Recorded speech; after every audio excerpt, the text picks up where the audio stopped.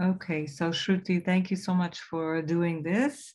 And I'm just going to start now to have a look at your chart from the ascendant. So before we do that, perhaps I'll just double check the details. We have 3rd of August, 1971, 11:10 p.m. in Vadodara in India, correct? Yes, yes, correct. I'm using the whole sign house system, and that puts the ascendant within the first house rather than beginning the first house. So if you've ever had a reading done in any other kind of quadrant type house, like Placidus or Porphyry, that will be different because then it pushes the planets into different houses. But the degrees of the planets stay exactly the same, as do the aspects. And so I find this gives me a lot more clarity. Mm-hmm. So we have the ascendant in Aries, and that also gives us what is called a natural chart. It means that each of the signs is in their natural house, and the natural zodiac means that it's giving the extra emphasis of the signification of the planets in the houses. So instead of having to combine two different meanings of the signs, for example, like say ninth house, imagine if that were Aries instead of Sagittarius, we have to combine the meaning of Aries and Sagittarius. And in your case, it's pure Sagittarius. So it makes the reading much more direct. And that's quite an interesting metaphor for an Aries. Aries is very direct. This like straight to the point, no messing around, to the point of impatience at times as well. A certain sense of wanting to get things done, wanting to move along, being very motivated in life. It's a cardinal energy, so really, really good for beginning things, for starting new endeavors. A little slow on the in terms of maintenance, so you need a little bit more coaxing to keep things going, but the energy for beginnings is very, very strong. It's very inspiring energy as well. Having a fire sign on the ascendant is a very nice quality of kind of perkiness and inspiration, enthusiasm for things. And your ruler, Mars, is in the 11th house, which is very future oriented. It's very oriented towards society and groups, but also your own personal hopes and desires for the future. And we also see with an Aries ascendant that there can be a tendency towards, especially early in life, towards really trying to figure out things on your own. So you have a strong drive for individuality, for showing up on your own, for doing things in your own way. And at times that can be difficult in terms of getting others to follow along. So it's great for leadership skills, for example. But that can also, for some people, they might find that a little bit strong. I don't think that's the case in your life necessarily, because we do have Chiron in Aries in the first house. Chiron in Aries is very much about a feeling of lacking self-esteem, which is very different to Aries. Aries doesn't question self-esteem. It's just like, let's just do this thing. It's like the toddler of the zodiac. And so you're not asking questions about what other people think about you in general, except when Chiron is there. Sorry, I just have to remove this. Messages coming up all the time. When Chiron is there is this this tendency to doubt yourself. And I think that comes through a feeling of having been put down in your early years, or having a feeling of your personal sense of self. You're either feeling not good enough, or feeling like there was some other aspect of your childhood where you felt a little isolated, perhaps even from siblings. Maybe you felt a little cut off from siblings, or there was a difficulty in relating to siblings. Do you have siblings, or maybe you were an only child? No, I do. I had an older sister, but she passed away, and then I have a younger brother, so I'm the middle child. Okay. Was that being a middle child, did that have you kind of having to balance out everybody else's needs? Was that totally? Okay. Yes. So that's, for an Aries, not okay. Especially in Aries, which has a Leo sun. It's like, wait a minute, what do you mean there's somebody else in this picture? And so this this energy of trying to balance out other people's needs is also has you kind of frustrated in your own identity too. But I also think there was something else going on, some kind of feeling of challenge, potentially also with regards to your father, in terms of a distance or a feeling of a connection, a kind of a desire for connection that was not necessarily easy with your father. There may have been such a, because Venus is there too in Leo. It's a very strong sun. It's in the sign it represents, in the house that it loves being in, all around self-expression. But it's in this trine with Chiron and on the south node, on Ketu. Mars is on the north node. So one way that this can look, there can be some element of fear around the father or around male figures in general, or authority figures.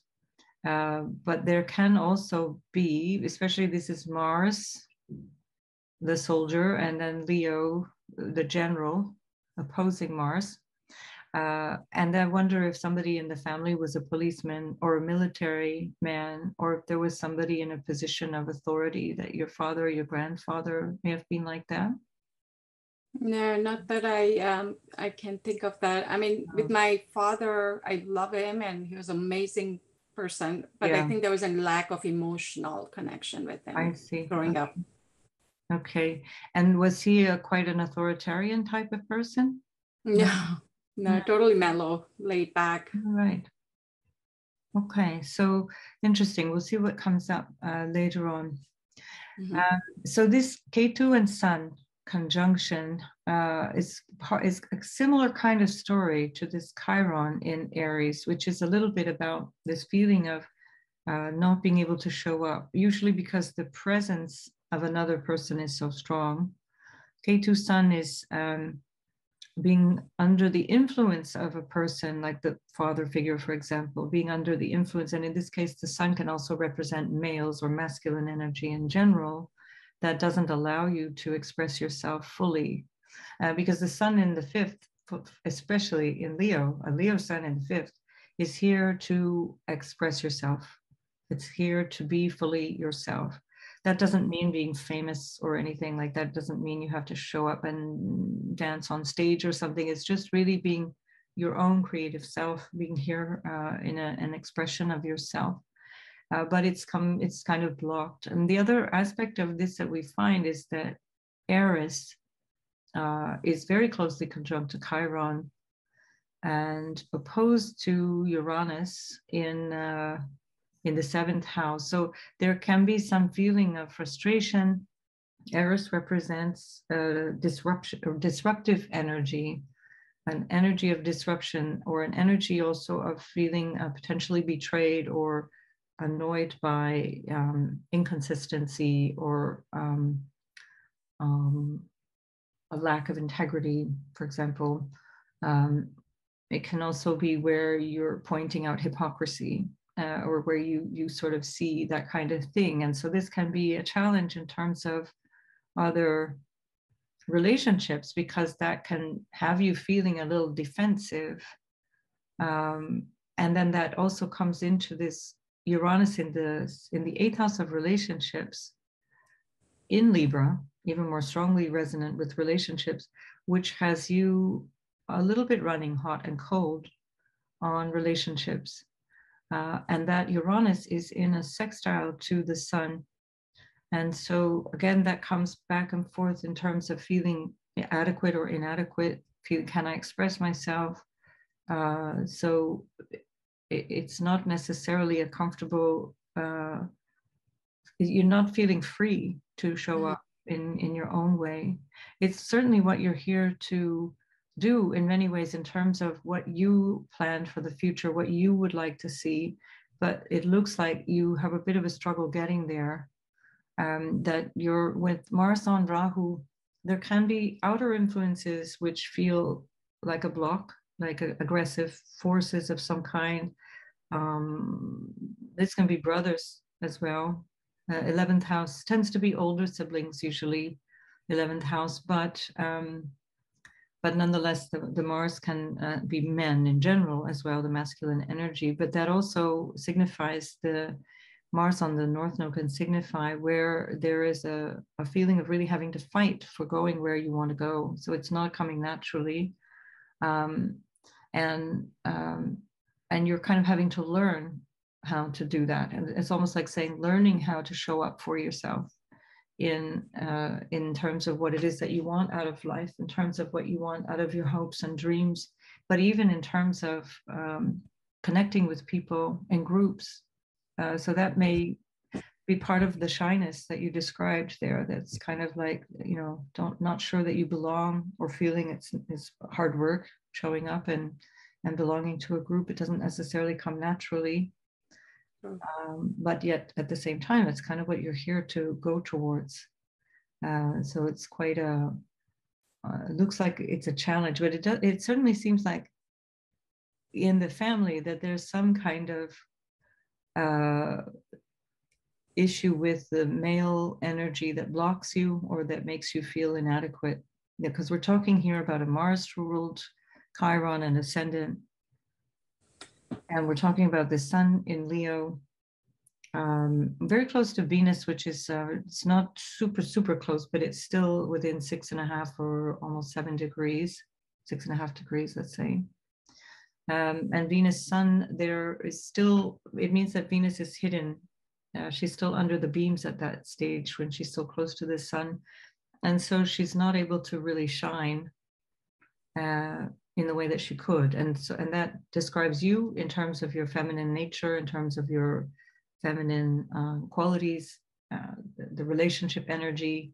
And also, of course, given the 5th house quality, it's about how you show up in terms of what you'd like, what you'd want to accomplish, in terms of your creativity, in terms of just self-expression, once again, your value, let's say. So again, it looks a little bit like there's something there kind of blocking that Venus energy. And it's that Venus energy that rules your 7th house of relationship.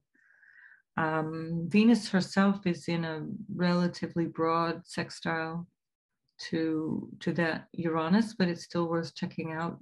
6 degrees, it's a bit pushing it there, but still, especially with the sun sextiling Uranus, that's really a big question is, am I able to use all of this potential for me showing up for myself in relationship and in self-expression so that I can go towards what it is that I want in my life?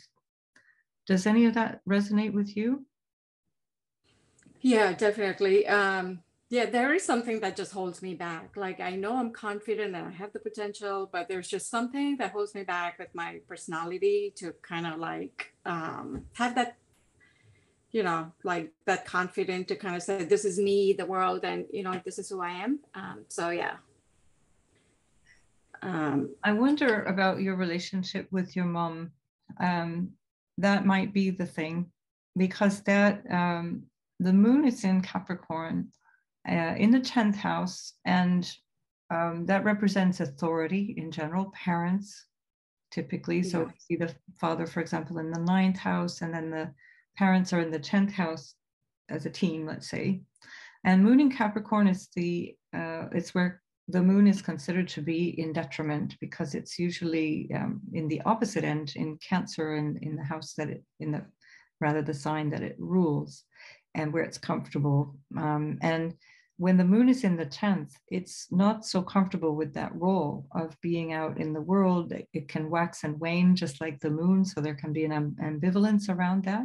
But also in Capricorn, often there's a challenge, and you have it in the anaretic degree of Capricorn, that's within the 1st degree of Capricorn tropically, and that is a very powerful moon, then in powerful degree of Capricorn, where the moon is really taking in the fullness of that energy of Capricorn to try and discover what that is. And Capricorn represents self-mastery. It represents what we need to understand ourselves. But when we're talking in terms of the mother, and therefore this turns into your psyche, it's your mind and your emotions the moon is representing through the representation of the mother and how you felt your mother was with you. So it's not necessarily how she is, it's how you related to your mom. And that suggests that you didn't really get the acknowledgement or nourishment or care. Yeah, definitely. I was just going to say, yeah, it's more about my relationship with my mom that's been struggle all my life than my father. It's just, she's had a tough life herself. And because of her way of looking at the world, which was kind of like negative and everyone's out to get her, I struggled more with her than my dad. Yeah. This is clear because here's, in a way, it's like saying you want to cozy up with your dad. Actually, you wish you could more, and even to the point where you worship your dad. You might find that you really adore him, almost to the point that no other man can live up to that standard. You know, that becomes a challenge in itself. But with the mother, that can block you emotionally, and that blocks your confidence. Is a kind of a pervasive feeling of inadequacy, or a feeling of shame or guilt, or especially because that moon is in a square not only to Pluto, but Pluto is trining Lilith, and Lilith is where we feel kind of disrespected, cheated, hard done by, taken advantage of. We're pissed off where we find Lilith, and that's in the sixth house of every day needing to care for others, needing or showing up for others, issues around health and well-being that can be both mental health as well as physical health. And that's squaring the moon, which causes quite a lot of challenge. You know, it's like you've been highly controlled, or you've been kind of always, but again, it comes back to the same kind of energy here with the South Node Sun that may have felt more comfortable, but there was still like no freedom of movement here. And squaring the moon squaring the Pluto there just feels like there's no way to express yourself either. So you couldn't even really express your emotional nature, your emotional needs. And that's a big part of who we are, isn't it? So if we can't express ourselves emotionally, that also has consequences in terms of how we show up in other ways, intellectually and so on. True. That's to the point. Yeah, that's how I felt growing up. You have Saturn in the third house, as I mentioned. It can be around siblings, and especially, you know, kind of a feeling of being disconnected from siblings or not really connecting in a way that's harmonious. And it can be lots of reasons. It's not necessarily anybody's fault. It can be all kinds of, somebody went away to boarding school or something like that. But Saturn in the third can also have you feeling challenged in terms of communication as well, in terms of how you feel free or not to express yourself. And of course, Saturn represents the restrictions of things, right? Saturn is very much about limitations and authority and restrictions. We see that again with this Chiron and Eris in opposition to the natal Uranus, where it can feel like a restriction. Again, that's also kind of a knee-jerk response to authority. There's a kind of a resentment of authority that Saturn in the third eventually produces that too. And that Saturn is also sextiling Venus in a very strong sextile within a half a degree or so. And Saturn Venus can also have you doubting your femininity, doubting your capacity to relate, your capacity to just feel at ease. Your Venus in the fifth house is here for a certain amount of joie de vivre as well, your sun as well. It's really about enjoyment and pleasure and enjoyment of whatever life brings you. And it's not easy with a Capricorn moon to just simply enjoy. There's always a feeling something's wrong. Same thing with Mercury in the sixth house in Virgo. It's kind of more tending towards seeing what's wrong rather than what's, having the ease to just enjoy. And so feeling that there's always a little something in the way. There's always a little something kind of preventing that connection. Let's have a look at the transits and see how that might be reflected, because when we look at the transits, we're looking at often a pattern that is starting to feel frustrated, like the original pattern is maybe being poked at by the transits.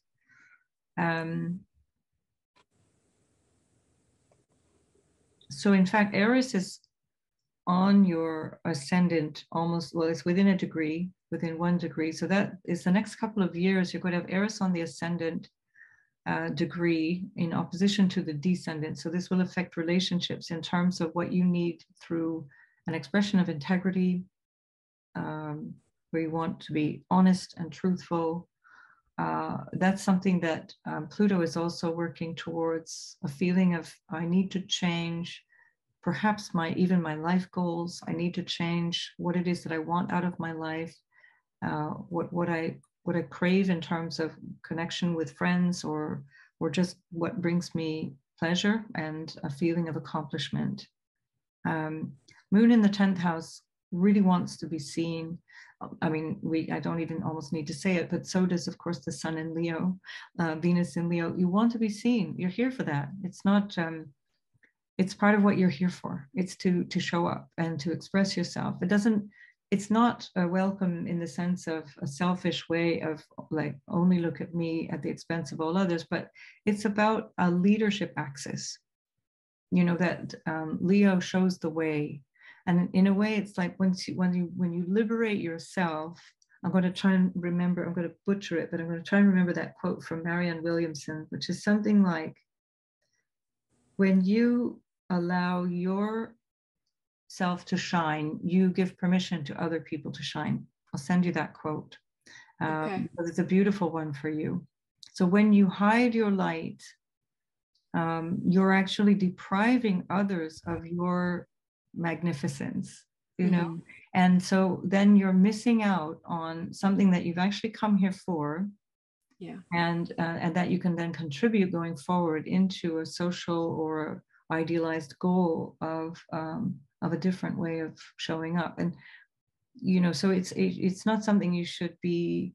I mean, the challenge is that there is a bit of shame and a feeling of inadequacy that comes from that moon, comes from, you know, there you want to kind of parse out, whose voice am I hearing here?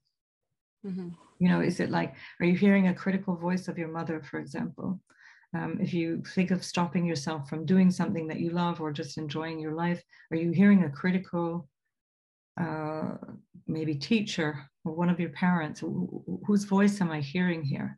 And do I really need to live my life through that?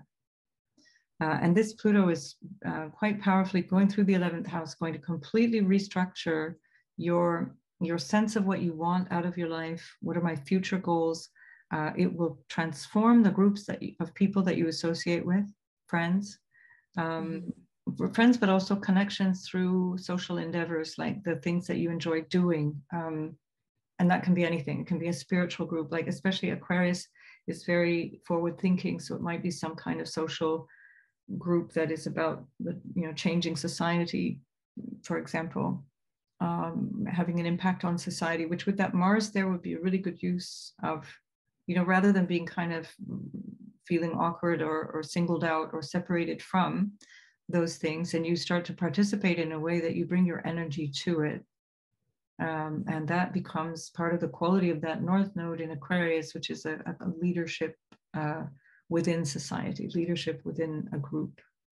At the very least, it's about really connecting and partnering up in a social way, as opposed to where the South Node is in Leo, going it alone, kind of hiding your light in a corner and not going further into connections with other people. But you're absolutely there for it. And Pluto will help you with that. Pluto has been 15 years in your house of social status, which can affect your work, what it is that you do in the world, your marriage, marital status. And that would have changed quite a lot in your life, because that's not only in the 10th house, it's an angular house. But it will, by opposition, affect your home and family, as well as yourself. Who am I? How do I show up? As well as the relationships in general. So that was massive. This will feel probably less confronting in some ways, and in other ways, perhaps equally confronting, simply because that Pluto is going to be in opposition to Venus. And then later on, but years from now. So the Pluto opposite Venus, you'll only feel probably like the second half of 2024. Probably only just starting that. And then again in 2025, you'll feel that quite strongly. Because it's just going back and forth just into Aquarius and then back into Capricorn. And so it's only sort of approaching orb. It's not approaching the exact degree until 2025. And then the sun is going to be much later. The sun is going to be probably in, what would it be? That could be like 6 years from now. So it's a while off. So that's often a place where you feel ready to change career, for example, or really change how you show up in terms of who you are. But you have a while there. Don't worry about that. Pluto is sextiling Neptune as well. Neptune in the house of your sense of dharma, your sense of life purpose. What am I here for? You're quite an inherently spiritual person. You have a kind of a beacon or a kind of a sense of a guiding light. That Neptune is conjunct Jupiter, which is in Scorpio, and in the 8th house, which is already something of a kind of an occult energy where you're curious about the mysteries of life, let's say, and then combined with Neptune is very much about that. And so that Pluto is going to be sextiling that, and perhaps also changing your sense of what you believe, what you consider to be your guiding faith, what it is that gives you faith and courage. Pluto is about fear, by the way, fear and transformation. And so overcoming all of those fears around showing up, just putting yourself out in the world and in society. The Neptune and Jupiter natally is an indicator of things not being very clear necessarily around marriage partners. I think that's also a family pattern. It seems to be something that can be in the family around issues of betrayal, or a third party being involved in the marriage. Third party somehow, there's a kind of tension. This is like a kind of a tension here. The Mars ruled Aries, Mars on the North Node opposite the Sun. There can be tension between males, like father son, or not so much brothers, probably more like father son tensions, or a competitor. Like if it's somebody who is either a competitor in terms of work, a professional competitor that feels like this need to kind of stand up for the self. But that can also be somebody who interferes in some way in a relationship. And so this is potentially there in the family. Was there somebody in your lineage that divorced? Because that also shows up, or there was some scandal around a couple that was not together. No, I mean, I can't remember anybody in my close family who's gone through divorce, but if it would anything, have been like grandparents or uncles, aunts and cousins, things like that. Not that I know if I'll think about it, but no, haven't seen divorce in my side of the family as much. Okay, and right, so that Jupiter is ruling the Neptune, and that connects them even more strongly than just the conjunction. And so there's quite a lot of interest and even potentially talent in occult studies, in just all the looking into the mysteries of life, like I said, and the potential taboo things that other people are more kind of nervous around looking at. But that also can involve things to do with psychological issues, like issues around healing through psychotherapy, psychology. These kinds of things show up in the 8th house too. And that Jupiter is in a sextile to Pluto and Lilith. And so that brings it into the 6th house here, which is ruled by Mercury. So there can be even a role of healing both in terms of your own self, but also healing others through what you do. That's also with Chiron in the 1st house. Wonderful way of overcoming that sense of initial wounding, especially around self-confidence and around feeling good enough, feeling capable or able to self-express.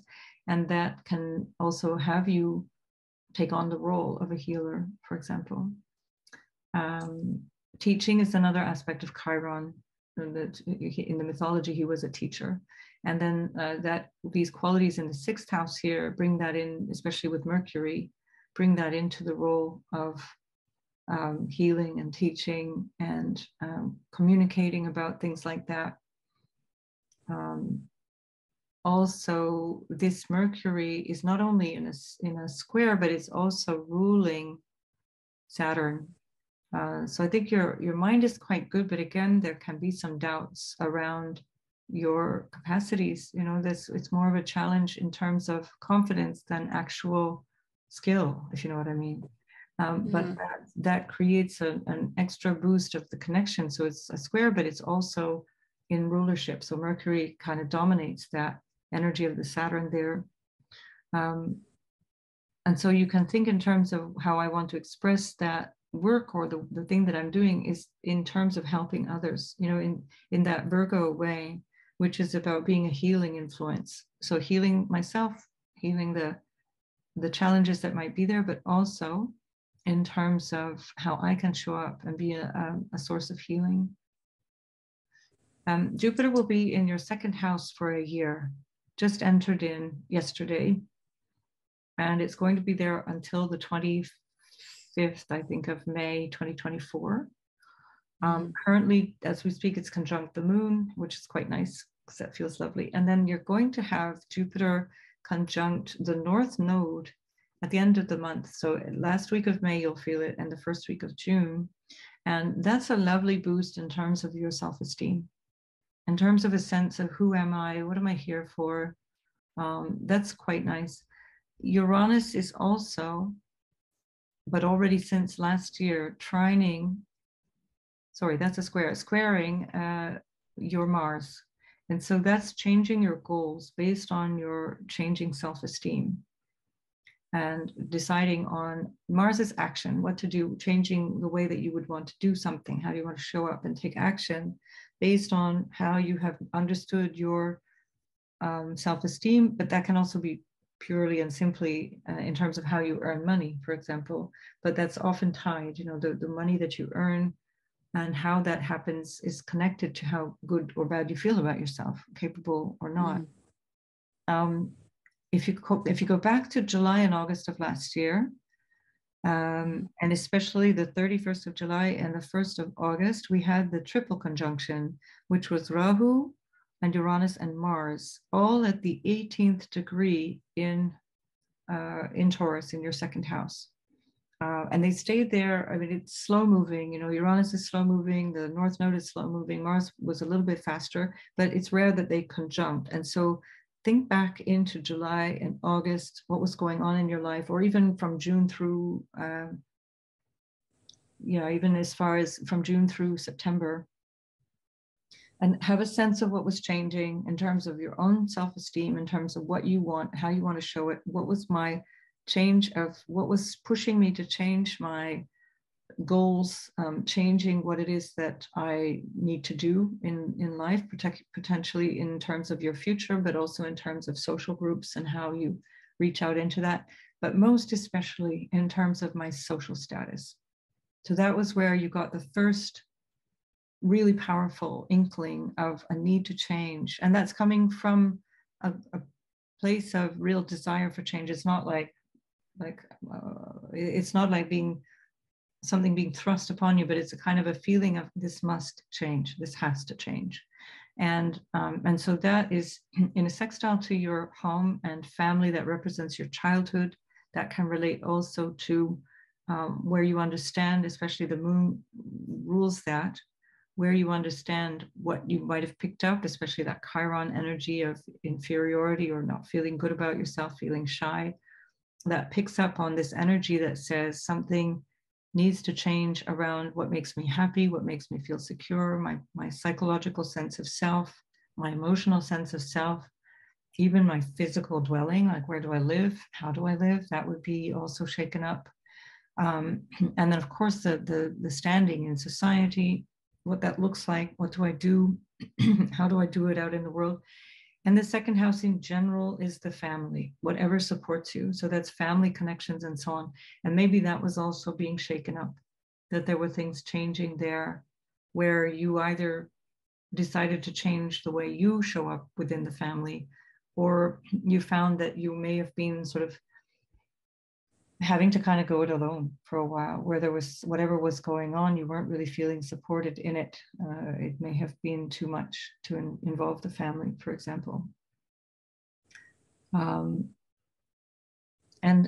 this particular season now is, I think, is a nice new start where you get a feeling of more confidence. You know, this is far more comfortable having that Jupiter there. Jupiter in the first house is great, but Jupiter in Aries can have you feeling really impulsive, and that's kind of an energy that you have, this kind of impatience, like Yes. I want this yesterday. Yeah. And that That's Jupiter, me. and that Jupiter in the first house just adds to that quality. So it's not necessarily comfortable either, but it helps you get the confidence to feel like, okay, something's going to give here. We've got to do this.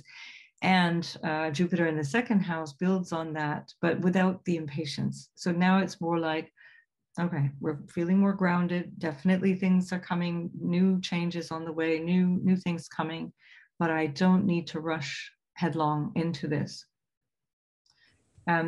You shortly have Venus and Mars together in your fifth house, which will be lovely. Mars is moving through there until the 10th of July, giving you more sort of sense of drive and courage and a sense of maybe a new creativity or a new sense of chutzpah, a little bit more gutsiness.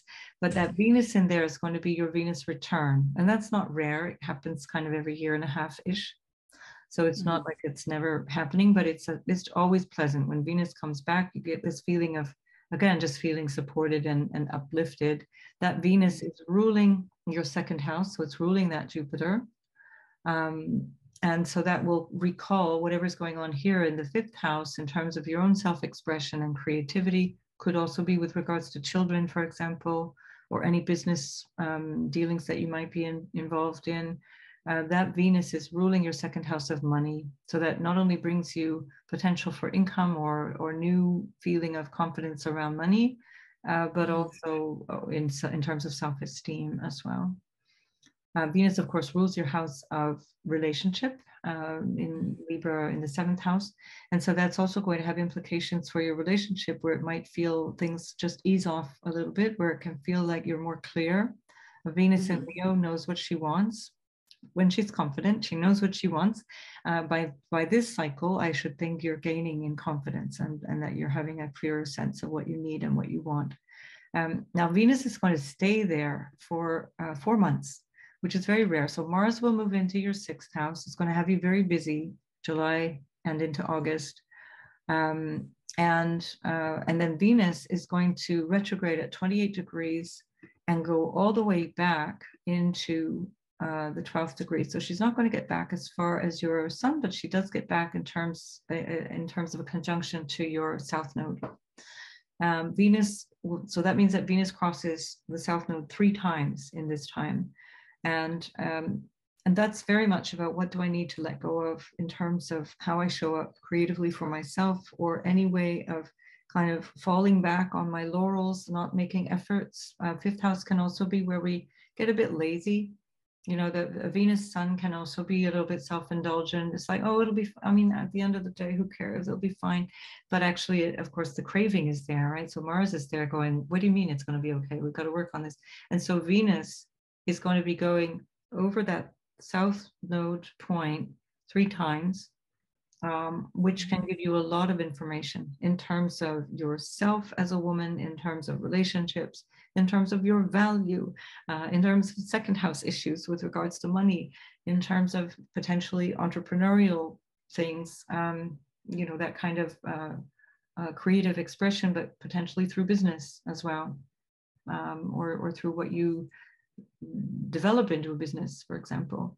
So I see this as a really nice period of time for you. You know, it's a familiar energy, and it'll give you a boost. It'll give you a lovely boost. The fifth house is very lucky. Having Venus in the fifth anyway is quite lucky. I think in terms of money and fortune, you don't really have any problems there. That's not really an issue in your life. You have good fortune there. I think it's more about your sense of self in terms of how you relate to yourself or how you relate to your life. Yeah.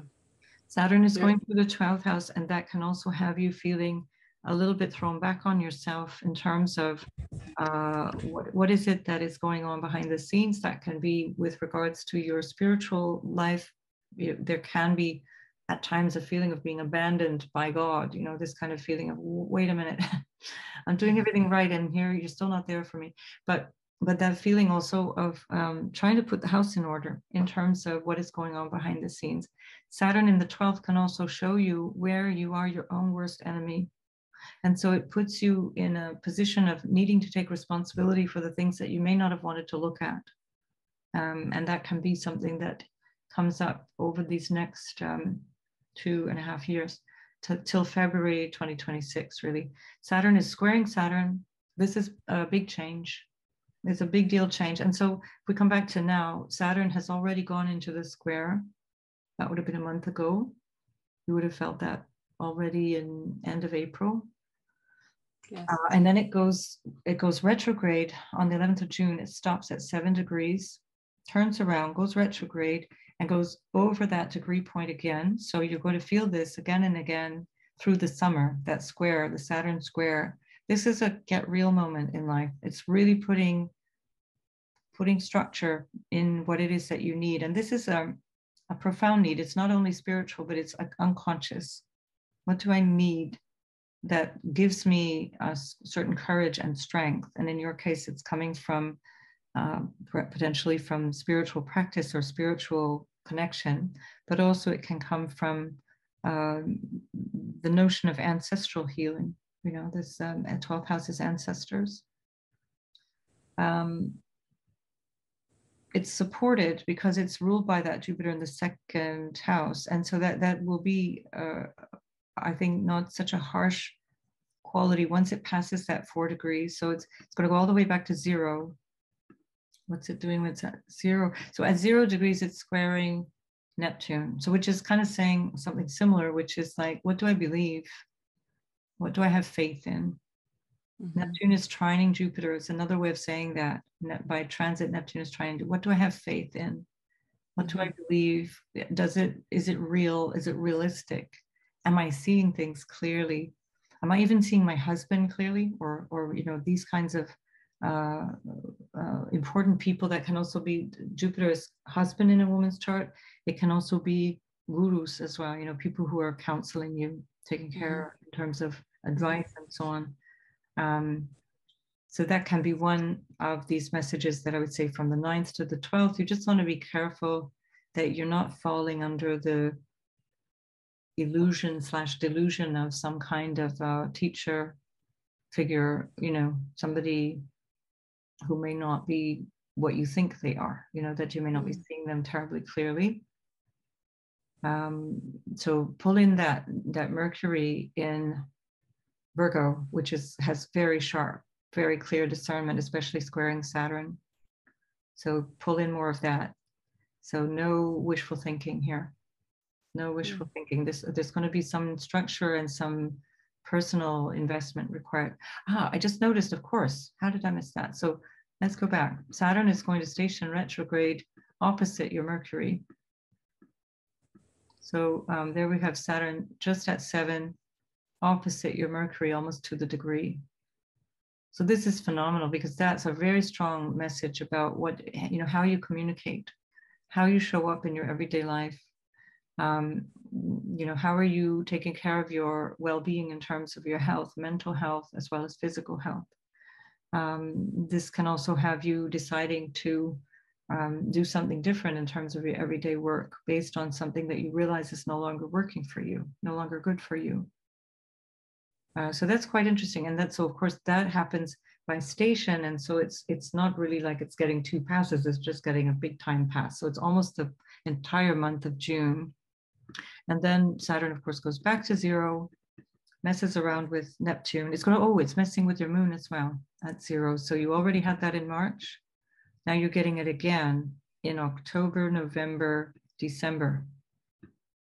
So you're going to get it a while, because of course when the slow moving planets turn around, it takes them a while to get out of orb again. So let's say by middle of December, by the end of December, that is out of orb. But Saturn trining your moon, it can also throw you back on yourself in terms of your emotional connection to yourself or to other people. You might be feeling that you need to take on more responsibility for yourself, or recognizing where you need more support. For example, Saturn moon can have you feeling lacking support. That's also why the moon in Capricorn feels unsupported, feels not having been given the TLC that you would have wanted. And that can also mean a change in relationship with your mother. There can be some, and whether or not she's still here. Has she passed, or is she still with you? No, she's actually with me, and I'm actually a caregiver for her at this point. She's diagnosed with like stage 4 cancer last year. Oh, I'm sorry. Okay. Yeah. Okay. So what does that mean with her? Like, so that's responsibility. Saturn always is responsibility, right? Saturn is always about responsibility. And so there's going to be a big change in your relationship with your mother. And I do not predict death at all, but we have to also see that Saturn is in the house of death and letting go. So this could be a really wonderful year where you start to change your relationship to your mother in such a way that it's very paradoxical, but it actually is incredibly empowering, especially when you have Pluto in the 6th house of caring for other people. But when you don't receive what you need as a child, one of the ways to heal that is to give it to someone. You didn't get the nurturing and care that you needed as a child, but you're able to do that for your mom. And so this has a deep healing quality to it. It's not because she's a bad person that she couldn't give you what you needed. It's because she herself didn't have that resource. She didn't have it. I don't think they had a great marriage, your parents. I think that she wasn't really seen by her husband. So this is a beautifully healing example, especially Saturn in Pisces, ruled by that Jupiter, which now has new talents, new courage, new sense of self-esteem. And then that will bring you through, the next couple of years where that becomes a big role for you. This Saturn through the 12th can really open you up to a completely different spiritual vision for yourself. Very powerful. So I have to leave it there, but let's see if you have any last questions for me before we say goodbye. No, a lot of this resonates with me. So I'm in my early 50s and a stage in mind trying to figure out my dharma, and some of the things you said about spirituality. I'm like a seeker. Any minute I get, I'm like always listening to something. Yeah. So I guess if you could maybe just, and I am thinking about changing my career just because I feel there's another purpose, and now it's time to, but I just don't know how to get there. Time wise. Oh, time-wise, don't worry about time. The thing is that the thing that the planets do is they create impulses. Well, I can't use the word create because I don't know how this works. I honestly don't know how this works. I just know that somehow it works. And so the planets, let's say, signify impulses for change. But you're not quite there yet, you see? So you want to also allow the impulse for change to emerge and then jump on it like a good Aries rising. And you are being stimulated here. You've got this sense of discontent and a need for digging into truth and digging into integrity. It's there. It's going to be with you for at least 1.5 years or so. With Eris there, Pluto going into the 11th shows up brand new goals and ambitions, things that are not what the last 15 years represented. Mars is in opposition to that. So that opposition is exact once Mars moves just into your 5th house of self-expression in a very powerful way. And that's on the 20th, so just 3 days away from now. And that's going to be a big impulse. And then the nodes are shifting. And where does the node go to? It goes to your 1st house. So in July, we have the North Node moving into your 1st house of self. And that's where you're going to find for the year and a half from the middle of July, roughly, I think it's the 17th of July, till the end of 2024, that's it. You're now bringing something completely different into your life. You're going in a totally different direction now. So you have a really big opportunity here for a very major shift. This is not something you want to do on an intellectual level. This is something you want to allow to happen through your own sense of self-expression. And if you, the more you intellectualize that, the more you fall into this trap of needing this to be perfect in a particular way that tends to please other people rather than yourself. Okay, so that keep in mind the meaning of these kind of the voice of don't do that. Who are you to do that? Oh, that's not for you. That's something that this North Node can help you with. If you go back 18 years ago, 18 and a half-ish years ago, that will be something that you did then too, that you showed up differently in a significant way in life. Of course, this is all very different because now the outer moving planets are all in very different positions, but still, that's going to be a big shift for you. So it totally makes sense. Yeah, so go with your guts. And this is the thing of Leo, fire signs are instinctual. Fire signs are about getting that impulse that comes much more from like an inspiration. Think of it in those terms. And it's coming, don't worry, there's no way you're not going to change, that's for sure.